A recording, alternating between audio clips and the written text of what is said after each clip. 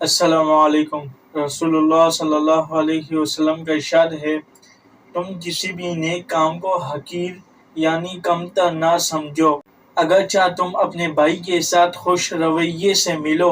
گویا ایک مثال دی گئی کہ اس سے خوش خلقی سے ملنا اگرچہ کوئی بڑا عمل نہیں، لیکن اس نیکی کو بھی معمولی نہیں سمجھنا چاہیے۔ اس سے آدمی دوسروں کا دل جیت لیتا ہے، اس کے دل میں اپنی جگہ بنا لیتا ہے اور آپس میں نیکیاں پیدا ہوتی ہیں۔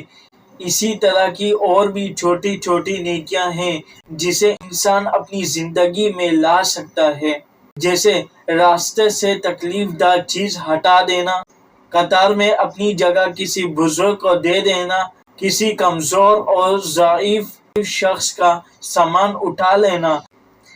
یہ سب بھی نیکیاں ہیں، اسے چھوٹا اور معمولی نہیں سمجھنا چاہیے۔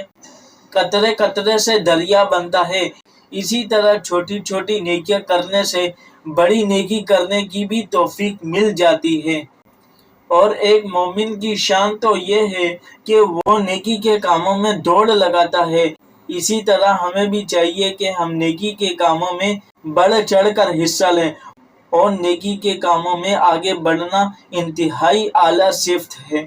اسی لیے نیکی کے کاموں میں ہمیں بڑھ چڑھ کر حصہ لینا چاہیے۔ نیکی کرنے کا خیال آئے تو اسے اللہ تعالیٰ کی نعمت سمجھیں اور فوراً کریں، ورنہ یہ جذبہ ختم ہو سکتا ہے۔